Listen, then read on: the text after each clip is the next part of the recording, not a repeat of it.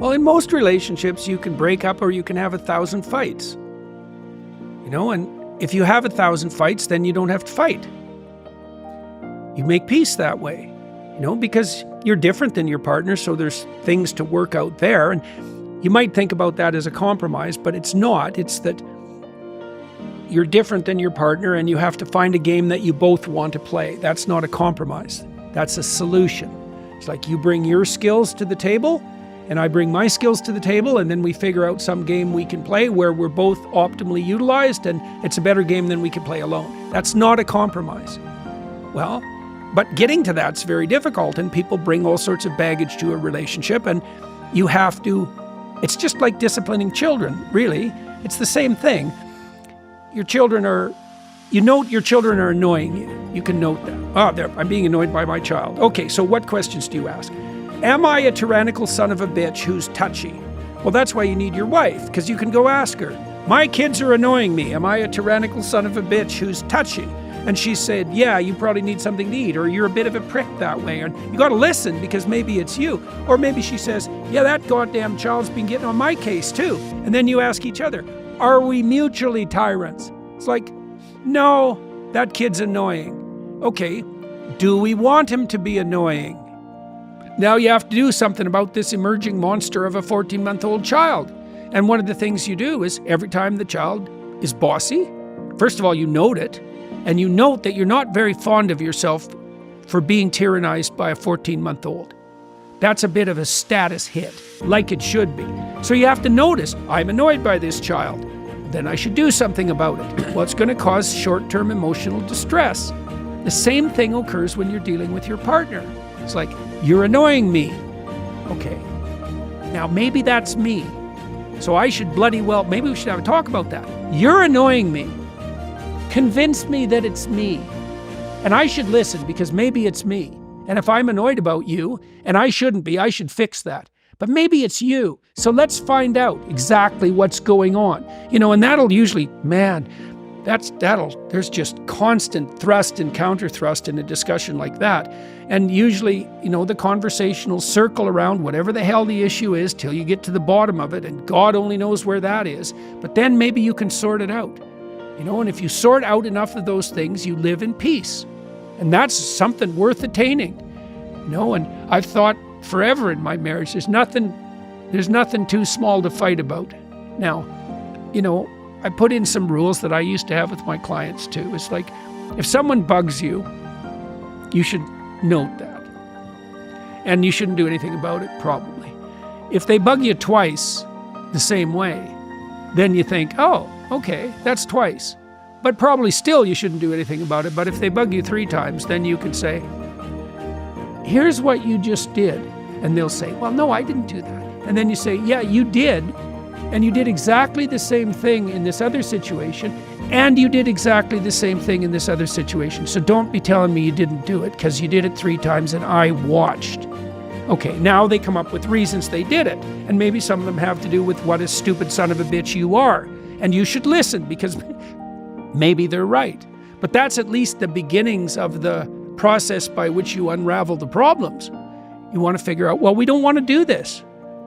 This isn't the way we want to treat each other. We want to get to a place where our whole life is like the best moments of the best dates we ever had. That's a good goal. And that's attainable. You got to work, man. There's a scene in Genesis. God throws Adam and Eve out of paradise because of their pride, their sin of pride. They each have their own particular version of that sin, Eve's sin and Adam's, but they get thrown out of paradise anyways for pride. And God puts cherubs at the gates of paradise, and the cherubs, they're kind of these monstrous angels, terrifying figures, and they hold swords that are on fire that turn every which way and burn. And you might say, well, what does that mean? And it means that, well, that's what that conflict is in a relationship. It's like, that's not suitable for paradise. What does it have to do? It has to be cast into the outer darkness where there will be gnashing of teeth, right? It has to be cut away and destroyed. And everything that isn't worthy has to go. Well, like if you love someone, if it's genuine love, you see their hidden soul. That's a good way of thinking about it. You get a glimpse of the light that they could reveal to the world if they revealed it. That's what you see. And then to act in love is to encourage that to come forward and to discourage anything that gets in its way. It's actually part of the Tao Te Ching, the uncarved block. So a child is an uncarved block in the Taoist view. And you remove everything that's excess until what's perfect remains, right? And that's, see, the Logos in the Old and New Testament, the Logos that creates the world, is the judging faculty that, what would you say, that separates the wheat from the chaff, right? And it's compassion in a sense, because if you're compassionate towards someone, you want what's best for them, all things considered.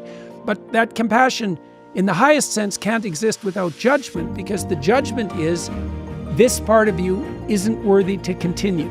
And certainly that's what you're doing with your children. When you see them misbehaving, you think, no, not that.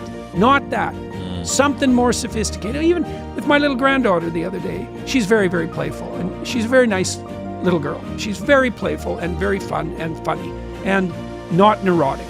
And so she's a pleasure to be around.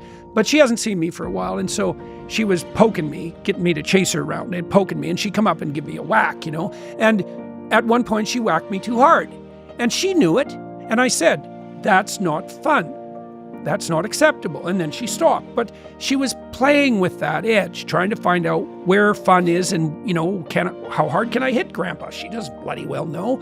She kind of knows, but she needs to know exactly. Well, I can't let her get away with it, because then she's not fun to play with.